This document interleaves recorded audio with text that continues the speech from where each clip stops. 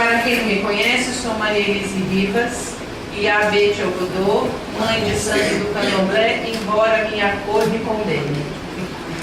Mas fui criada em terreiro desde os meus 13 anos de idade. Hoje já se fazem 40 anos que eu estou dentro de uma casa de santo.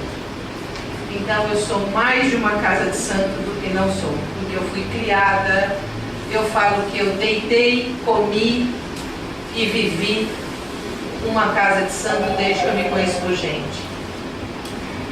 A gente costuma sempre iniciar as nossas falas, nós do Candomblé, pedindo a bênção aos meus mais velhos e a bênção aos meus mais novos, em respeito à minha tradição e a tudo que promoveu essa semana. Eu peço essa bênção e também peço àquele que hoje é o Essá, ao meu babá, as suas bênçãos também. Aí eu vou dar início.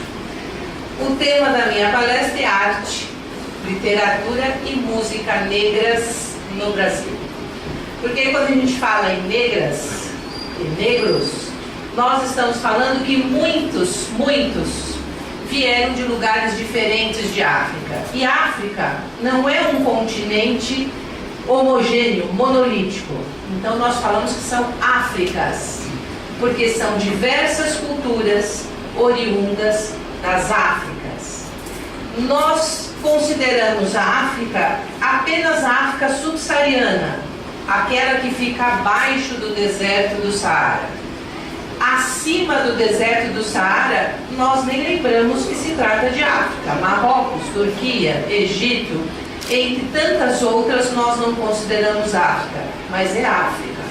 Inclusive a Grécia continental, que é o berço da sociedade moderna. Então, quando estamos aqui falando, estamos falando da África, em sua maioria subsaariana. Angola, o povo banto é constituído de pelo menos 5 etnias distintas e constitui a maior parte da África subsaariana. E essas artes que eu vou falar hoje é do povo banto. Ah, mas e os Yorubá, Jeje, Fon? Com o passar dos anos, é lógico que a gente não se encontra aqui por acaso e que essas relações elas se estabelecem. Vou pedir 5 minutinhos. Ninguém imagina que um negro pulou dentro do navio, como disse o nosso futuro presidente, e veio voluntariamente para o Brasil. Vocês creem nisso? Não. Que ele não tinha nada para fazer, estava até entediado em África, quando viu um barco atracado, resolveu pular dentro para ver o que tinha. Isso é mentira. Os negros e as negras foram traficados desde o século VII para a Europa. Os negros que vieram para cá, no século XVI, não eram novidade dentro do tráfico negreiro. Os berberes, os primeiros povos islamizados africanos, traficavam pessoas a pé pelo deserto do Saara até o Mediterrâneo. Fizeram isso durante 9 séculos. Ganharam muito dinheiro. Aí podem me perguntar, onde foram enfiados os africanos da Europa? Eu também tenho essa dúvida. Eu tenho uma dúvida muito ferrenha sobre isso, porque tantos séculos de escravidão, aquela Europa devia ser mais moreninha, né? Mas ficou apenas a Espanha, Portugal e Itália com características mais morenas. Quando se veio o tráfico negreiro, o que diferenciou este para o tráfico do século XVI? O mercantilismo. Antigamente era o mercantilismo, mas ele era salvacionista. Era baseado na religião. Eu vou te salvar da sua incivilidade, da sua falta de cultura e do seu primitivismo. E para você ser salvo, você precisa se converter. Se não ao islamismo, tornava-se escravo e ia para a Europa. Aí lá, a mesma coisa acontecia em relação ao cristianismo. A diferença para o tráfico do século XVI foi o mercantilismo econômico aí. Era uma visão econômica, eu vendia coisas. Os negros e as negras eram consideradas coisas, não eram considerados seres humanos, eram peças. E essas peças, tanto é que vocês leem muito nos livros de história e de antropologia, as peças serão repostas. As peças foram mercantilizadas, porque não era lidado como coisa, não era lidado como gente, sim coisa. O negro, pela Igreja Cristã, só passou a ter alma a partir do Concílio do Vaticano II, 1970. Algo absolutamente recente. Então, quando eu falo arte e literatura e música afro, há preconceito. E muito preconceito. Nós esvaziamos, na maior parte das vezes, nós esvaziamos as africanidades para poder aceitar esta cultura. Então vamos lá. Literatura. Quando eu falo literatura, vocês se lembram de quem? Machado de Assis, José de Alencar, não é verdade? Vamos. Luiz Fernando Veríssimo. A gente não lembra quando sempre de Lima Barreto. Não lembramos. E como disse o professor José Roberto outro dia, dos Aquipalos. Aquipalô eram literatos de África, assim como os griot. Eram literatos, só que a escrita não era como é hoje. A escrita não era disseminada como é nos dias de hoje. Então era natural que esta literatura fosse passada oralmente. Inclusive eles tinham uma memória infinitamente melhor do que nós temos hoje. Quem consegue recitar sua árvore genealógica além do avô? Difícil. Eles conseguiam citar e recitar essa árvore até 20 gerações antes deles. Então você imagina o que era isso de memória. Tanto é que quando morre um velho ou uma velha em África até hoje, se diz que se perdeu uma biblioteca.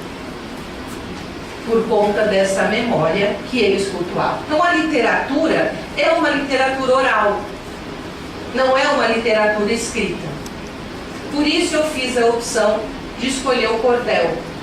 Porque o cordel fica entre a oralidade e a escrita. É um momento de diálogo entre essas duas realidades.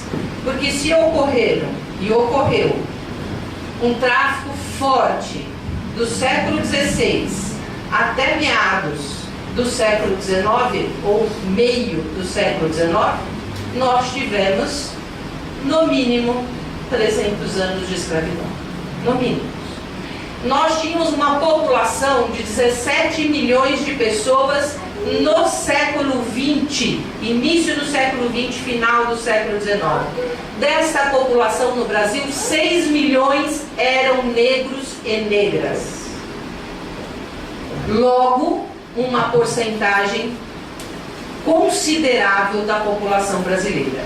E como eu disse nesse pequeno texto, eles não eram capacitados e nem amorfos, eles tinham cultura, eles tinham literatura, eles tinham vida para contar. Qual é a diferença?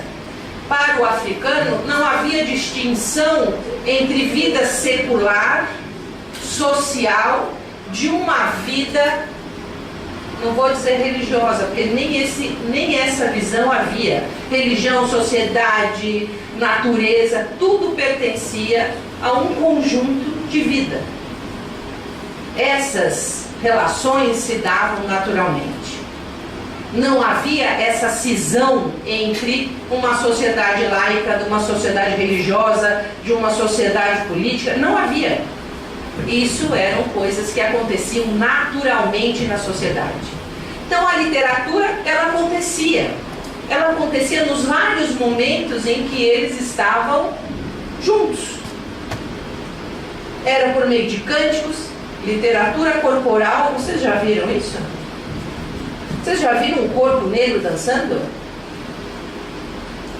é espetacular, porque isso também tem nele arte, literatura, religiosidade, sociabilidade. Como é que faz um negro para cumprimentar alguém em África? Não é assim. Isso é um ato formal europeu. Eles cantam e dançam para receber, eles cantam e dançam para se despedir, eles cantam e dançam para comemorar casamento, nascimento, chuva, tudo é cantado e dançado. E isso é uma literatura. E o cordel fez essa ponte. Vocês sabem o que é cordel? Quem sabe aqui o que é cordel? Quem já ouviu falar em cordel? Eu gosto de coisa participativa. Então diga, quem quer dizer? Quer dizer, Júlia? Rápido. É tipo um poema, ele tem rimas, ele geralmente é mais escutado no Nordeste. Ai, eu vou dizer. Ótimo. Você tem para complementar? Não, são poemas cantados e construídos no momento. Estes poemas são construídos em debates normalmente, em desafios. Eu chego e desafio ele a falar alguma coisa e ele me responde em poema.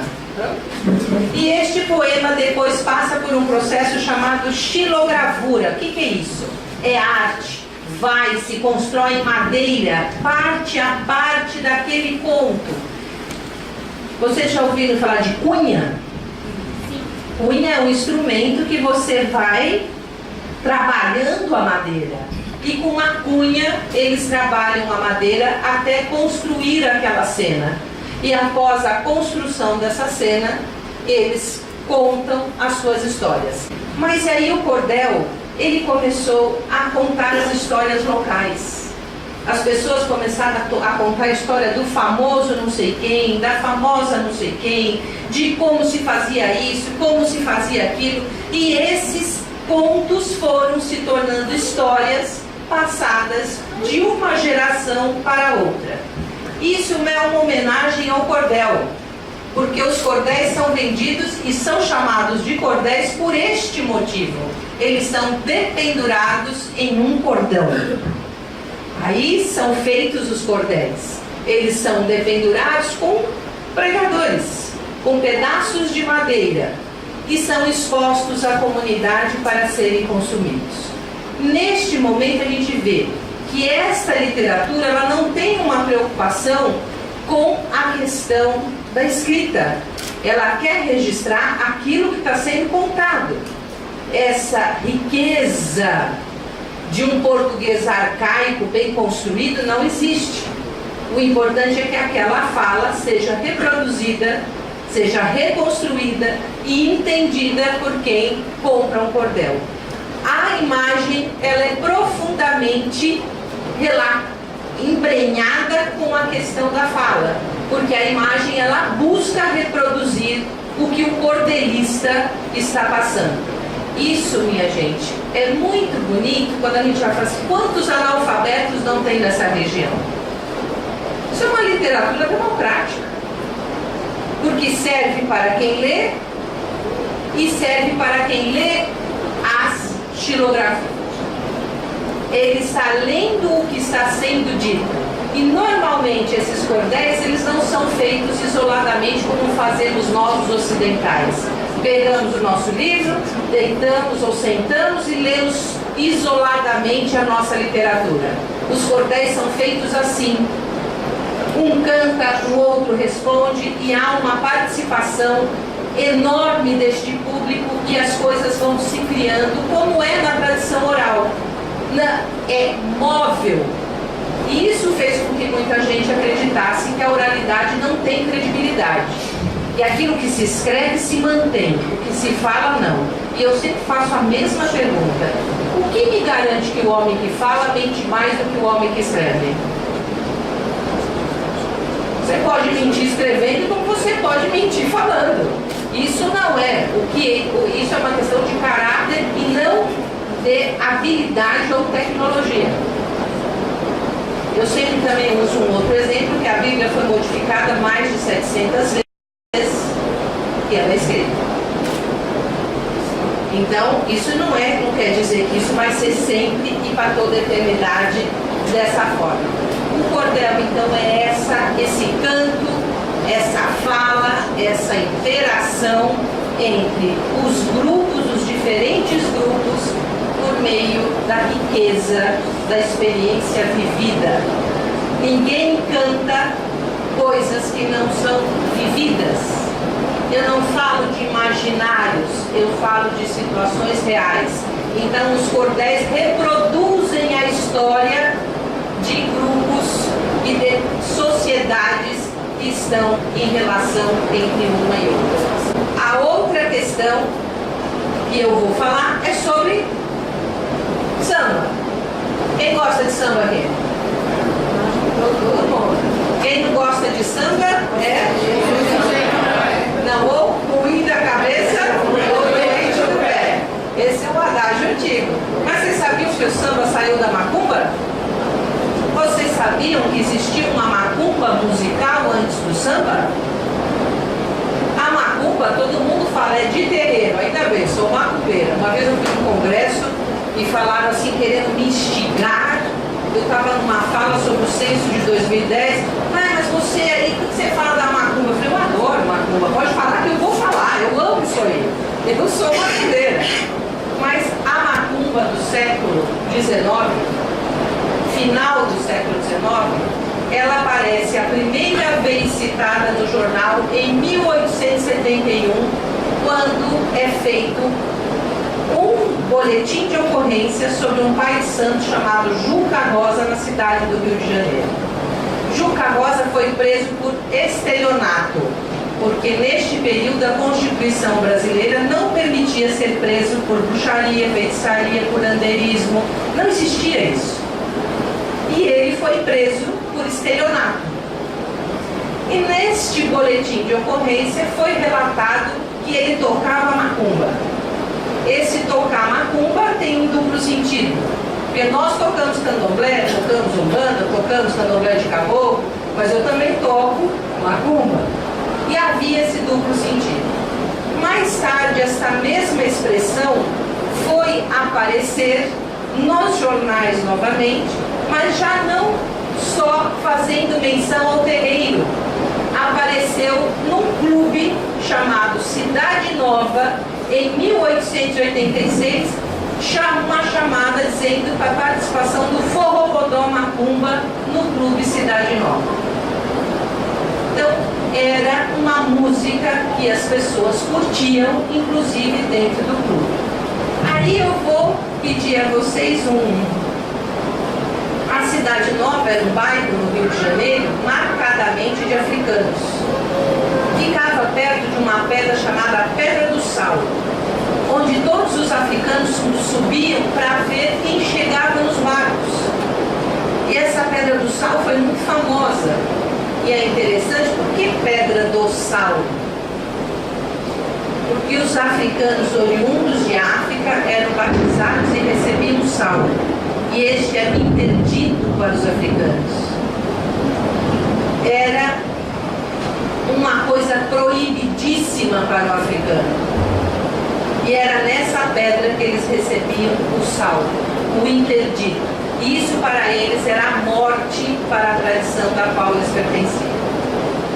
E essa pedra ficou famosa. E em volta dessa pedra cresceu o bairro Cidade Nova, que tinham iorubás, muçulmanos, tinham todos os povos angolas. Eles se reuniam nos grandes terreiros das mães de santo destes locais. Era nos terreiros em que havia essas reuniões. Muita gente sem pai, sem mãe, sem tio, sem vô, que ficava desagregado, alojavam-se nos terreiros, porque era um sentimento de família, um sentimento gregário. Eu era acolhido pelos terreiros. E este acolhimento acabava tendo música, religiosidade e família. As primeiras macumbas nasceram dessa construção coletiva dentro dos terreiros. Essas macumbas foram para as ruas disputar espaço com os entrudos portugueses. E antigamente, sabe zabumba? Chamava-se Zé Pereira. E tinha a festa do Zé Pereira nas ruas. As pessoas saíam cantando, batendo zampereira, gritando, e isso ia pelas ruas que era o antigo carnaval português. Só que os terreiros, com a vinda dos baianos para o Rio de Janeiro, começaram a organizar os primeiros cordões carnavalescos. E estes cordões começaram a ter uma música central. Não era só uma turma cantando coisas diversas. E eles começaram a cantar um enredo, e esse enredo fez o cordão. Do cordão foi-se para o bloco, e do bloco para a escola de samba, com Ameno Rezedá no início do século XX. Minha gente, tudo isso para dizer que a macumba estava ali. Ela saiu dos terreiros. E essa aqui tem o que eu estou dizendo para vocês, quando começaram a ser organizados os blocos e cordões, isso ainda não era escola de samba, saíam nas ruas, existia uma bandeira, que hoje a gente vê a porta-bandeira das escolas de samba, só que isso era a bandeira que se construía dentro dos terreiros. E havia uma disputa dessa bandeira. Qual era a bandeira do terreiro que ia ser homenageada naquele ano? Qual iria ganhar? E passavam-se na frente de todas as casas de santo apresentando aquela bandeira. E tinha disputa da boa entre um bloco, entre um cordão e outro. Existia a tia Ciata, a tia Bibiana, a tia Mônica, todas elas eram mães de santo. E nessa disputa, essas bandeiras eram protegidas pelos capoeiras. Por que o mestre Sala fica dançando em volta da bandeira? Ele imita essa proteção inicial das bandeiras dos terreiros. Eram os capoeiristas quem faziam isso. Então como é que chama? Tem até o porta-jaca, né? Que foi feita uma música pela Chiquinha Gonzaga anos depois, chamado Porta-Jaca, em homenagem aos capoeiristas que tinham um golpe chamado Porta-Jaca, que protegiam as bandeiras. E estas bandeiras e essas músicas até então eram macumba. E pode passar. Esse é o Clube Fenianos, que foi um dos clubes abolicionistas do século XIX, junto com democratas. E existiam mais 8 clubes que defendiam a abolição da escravatura com intelectuais da época, com pessoas que eram consideradas da elite intelectual da época no Rio de Janeiro. E eles também faziam o seu forrobodó, macumba, de quando em quando. Quando isso mudou? Quando que isso foi mudando? A modernidade não foi uma coisa que pegou de repente a nossa sociedade. A ideia de modernidade, construída a partir do movimento da burguesia, que é uma ideia em que o dinheiro deveria mandar na sociedade, e até hoje é assim, o que vale é o dinheiro. Não estou discutindo neoliberalismo com ninguém. Não sou fã do Adam Smith, respeitem ele, quem tem ele como ídolo, e não é esse o prol da minha discussão aqui. Mas o que aconteceu com a modernidade? A modernidade foi começando a mudar a sociedade e trouxe as primeiras gravadoras. Entrou no Rio de Janeiro em 1908 a gravadora Edson. Vocês se lembram que tinha os discos Edson? E essa gravadora Edson começou a fazer gravações das famosas marchinhas, e entre elas o Abre Alas da Chiquinha Gonzaga, que está sendo homenageada no Fórum de Itanhaém, entre muitos outros negros e negras. E esse Abre Alas foi gravado, e junto com ele foram gravadas outras músicas. Vila Lobos se encantou com a macumba, se encantou e gravou uma música chamada Xangô. E essa música do Vila Lobos chamou Austin da Europa, que veio para o Brasil para gravar várias músicas das macumbas brasileiras. E essas músicas foram reproduzidas. E todo mundo do terreiro começou a falar: peraí, a gente canta, produz, e nós estamos ficando para trás. Está todo mundo gravando o que a gente está produzindo. que fizeram? Os homens no candomblé não tem um lugar central. Os homens, eles são ogãs de toque e outros ogãs inúmeros, mas vamos discutir aqui o de toque. Eles tocavam e cantavam dentro dos terreiros. As tias baianas, ó, viviam tesourando os homens dentro do terreiro. Quando o Sinô e Donga perceberam isso, falaram, peraí, tem alguma coisa de errado. Vamos pro mundo. E os dois saíram do terreiro e foram apresentar suas cantigas fora do espaço terreiro, as suas macumbas. Só que eles perceberam que essa macumba era um pouquinho preconceituosa. Você já tinha hoje, imagina no passado, quando você fala assim, eu vim aqui tocar macumba. Vixe, sobrava um naquele salão, né? Embora todo mundo gostasse, não gostaram quando isso foi para as gravadoras. Ficou aquele senão de quando isso foi para a gravadora. E aí existia um ritmo chamado samba. E também de uma deusa angola chamada samba, uma inquice. E esse samba já era famoso, o pessoal curtia o samba. E as primeiras músicas saíram dos morros e dos terreiros como macumba samba, ou samba macumba. Então vai aparecer, e o samba macumba começou a ganhar espaço na sociedade.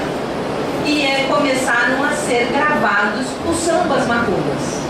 Os discos começaram a aparecer assim. O primeiro samba gravado em 1916 por Donga foi a guerra.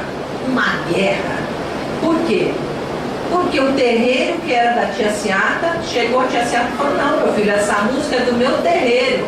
Você não podia ter ido lá ligeiramente à Biblioteca Nacional e ter colocado como se a música fosse sua.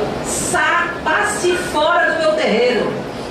A tia baiana pôs ele para correr do terreiro. Falou, aqui você não tem mais vez. E o Donga, por sua vez que foi embora, arrumou um inimigo que era o senhor. Porque o senhor foi no terreiro. Falou, seu cafajeste, você veio aqui para fazer essa pilantragem com o terreiro, pois eu vou lhe acabar. E os dois começaram a brigar por meio de samba macumba. Fizeram várias brigas, como os cordéis. Um rebatia o outro nas músicas que iam compondo, e isso aconteceu por mais de 10 anos. Essas brigas estão registradas nos jornais, na Biblioteca Nacional e disponibilizadas em forma online. E essa briga foi durando.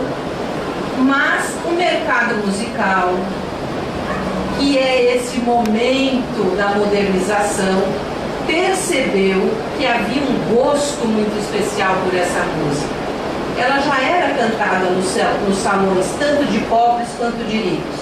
O que eles fizeram? Bota fora esse nome macumba, vamos trazer só o samba e gravar tudo que a gente conseguir. E assim eles começaram a gravar os sambas, os famosos sambas. Sinô e Donga conseguiram um certo destaque, conseguiram um lugar social por um pequeno período. Porque depois veio Noel Rosa, branquinho, alvo, lindo, maravilhoso, que cantava também as músicas da Vila Teresa. Não é verdade? Não tem o samba Vila Teresa? Que fala desse local, da forma com que se canta e dança. Professor, Vila Isabel, isso, Vila Isabel, desculpa. E ele, o Noel Rosa, começou a se apropriar desse samba, e os negros foram começando a ser cada dia mais marginalizados em relação a essa música. Então aquilo que eles tinham como a macumba, que era cantada no terreiro e cantada nas ruas nos primeiros movimentos carnavalescos, porque isso foi ao proto-carnaval, sai daí, como o proto-samba sai da macumba de terreiro. Gente, quase tudo que a gente faz tem um pezinho no terreiro. Oh, coisa inglória, né? Não é verdade? Quase tudo. O samba que eu canto foi esvaziado de religiosidade para ser aceito pela sociedade. esvaziar uma porção negra e religiosa dele para a sociedade se tornar mais palatável. A feijoada, que eu sempre cito, foi esvaziada de religiosidade para ser degustada em todas as mesas brasileiras. E isso é o que aconteceu com a macumba, que era uma música recorrente do Rio de Janeiro do século XIX e foi esvaziada de negritude, esvaziada de terreiro, se transformou o samba macumba e mais tarde se transformou no samba. Então o samba tem uma história que nasce nas casas de terreiro de candomblé do Rio de Janeiro. E a macumba profundamente envolvida com essa trajetória. Música pelo telefone. E tem um trecho dela que diz o seguinte, que essa música nasce de uma briga que teve na rua e o delegado, que era amigo dos caras do terreiro, ligou lá pro terreiro e falou assim: ô meu filho, vai dar uma batida aí, você sai correndo, que tinha jogo do bicho. Era tudo assim, como é até hoje, misturado. E o pessoal da banca do bicho, ó, saiu correndo. E o pelo telefone é a história de como esse delegado avisa a banca do bicho, que também era povo do terreiro, para sair correndo para não ser preso. E essa música ficou muito famosa porque havia uma história como do cordel da realidade daquelas comunidades.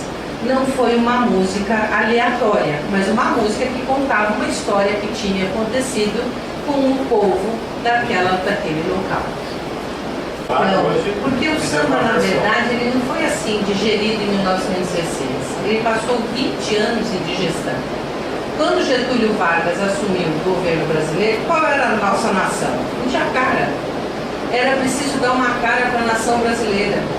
Era preciso que o povo brasileiro tivesse uma identidade. Só que nós vínhamos de uma identidade que estava sofrendo um processo de embranquecimento terrível. Porque o final do século XIX, quando foi dada a abolição da escravatura, foi assim: socorro, vamos trazer branco para esse país. Vamos embranquecer o povo brasileiro. E tem uma história ótima, porque eles foram lá, bem na colônia, que a gente bem branca, né? De olhos claros, esse povo é bom. Encheram o navio de poloneses. Trouxeram para o Rio de Janeiro, prometendo casa, salário, tudo que tinha direito. Chegou no Rio de Janeiro, esses poloneses, quando descobriram que não iam ter nada, iam-se a mão de obra barata, que era o escravo da época, se revoltaram. Eles eram extremamente treinados em arte de guerra. Virou o fuzuê no Rio de Janeiro. E a capoeira tinha sido proibida, porque era crime. Porque era a única arma que os negros tinham contra os policiais eram as pernas. E aí tinha sido proibido. O que fizeram? Não conseguiam dar conta dos poloneses, chamaram os capoeiras e enfiaram todo mundo no barco de volta e mandaram embora os poloneses. Então essa história do embranquecimento da raça também passa pela música.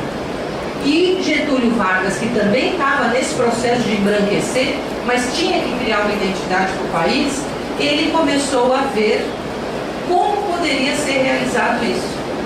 E uma das questões vigentes foi a música. Ele tinha um grupo, que era um grupo de intelectuais da época, entre eles Villa-Lobos, não só ele, e este grupo começou a gerenciar esse modelo musical. Mário de Andrade também estava entre eles. E Mário de Andrade tinha passado há pouco tempo pelo país inteiro recolhendo informações musicais, que foi liberado por volta de 1935, a primeira coletânea dele. Juntou essa gente e falou assim: olha, tem um negócio bom aqui, que esse tal de samba. Eu fui lá no Nordeste, tem, eu vim aqui no Sudeste, tem, vamos colocar esse samba como música nacional.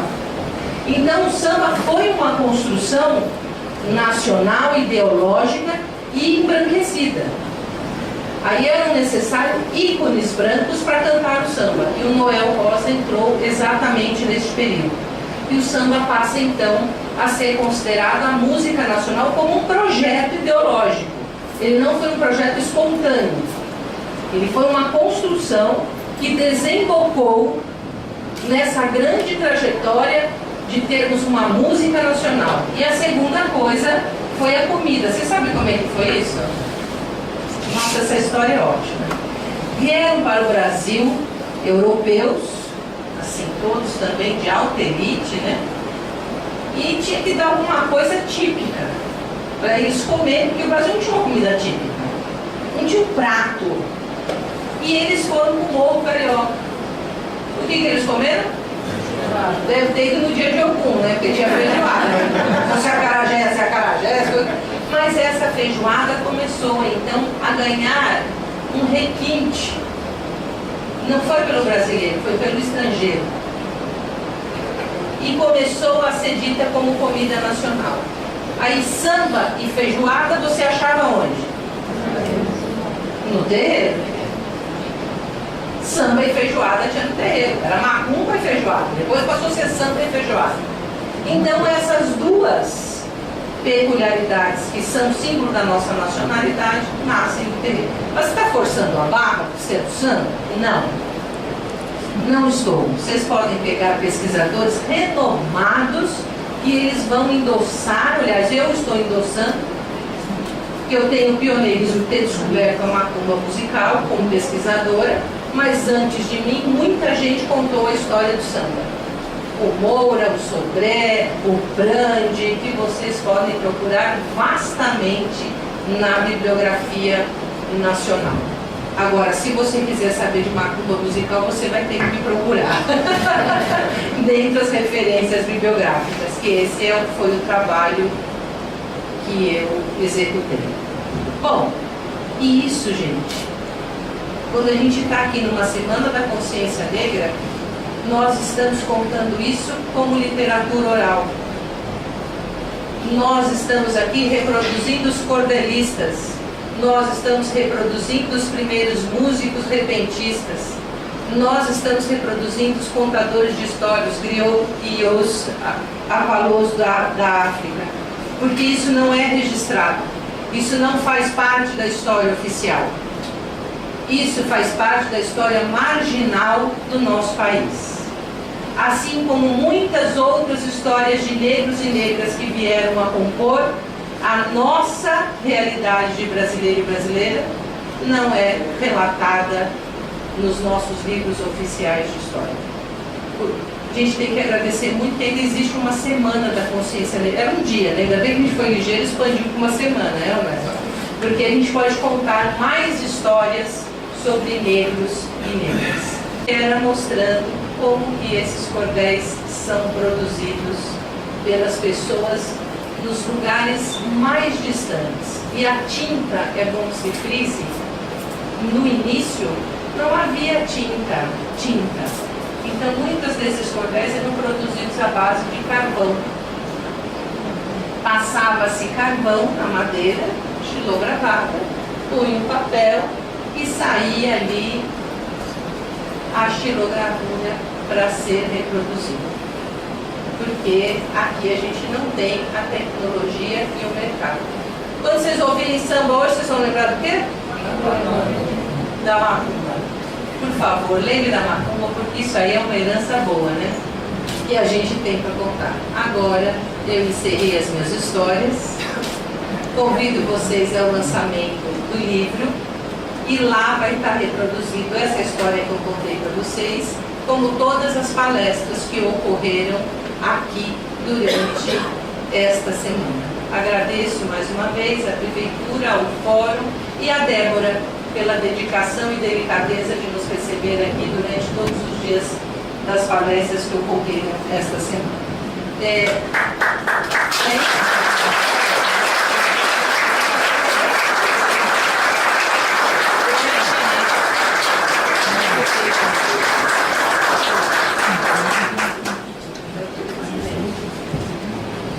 Eu estou com o diretor de cultura, eu chamo ele informalmente de Tony Shein, mas eu sei que ele é Eduardo e muitos mais nomes como o meu.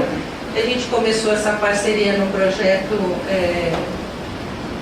pequeno e acabou tomando uma proporção que a gente não esperava, né?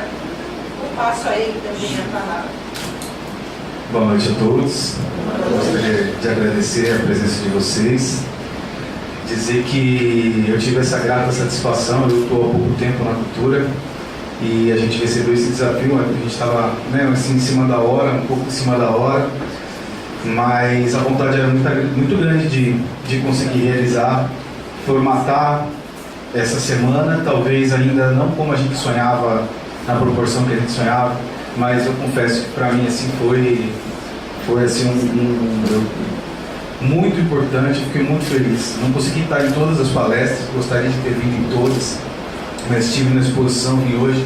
Mas todos os dias que a gente assistia, que eu via as fotos, né, eu ficava preocupado que infelizmente o nosso espaço foi muito pequeno, muito pequeno para que a gente pudesse realizar. E acho que a gente precisa ampliar. E nós já estamos conversando para que o próximo ano a gente já coloque na agenda já essa semana, para que a gente possa ter essa flexibilidade e aumentar um pouco mais ainda os nossos espaços, para que a gente possa ter mais espaços discutindo esses temas e levando esse tema para frente. Assim, eu me sinto muito honrado, tenho uma identificação muito grande e eu queria agradecer muito por todo o esforço, por toda a dedicação que Itaim precisa e eu fico muito feliz das pessoas terem a oportunidade de presenciar um evento desse nível. Então eu queria agradecer muito a toda a equipe da organização, que é uma equipe imensa, extremamente dedicada, caprichosa e assim, um dos poucos eventos que a gente realiza e que ele é profissional do início ao fim. Então assim, eu queria agradecer muito e agradecer vocês também por todo o apoio, tá? Muito obrigado.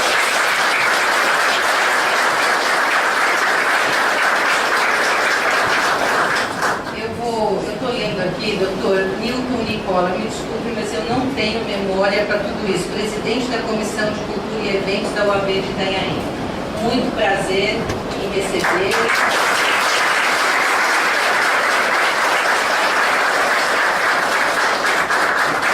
Eu quero agradecer a todos os invisibilizados e invisibilizadas que estão aqui hoje, que é esse público que está aqui.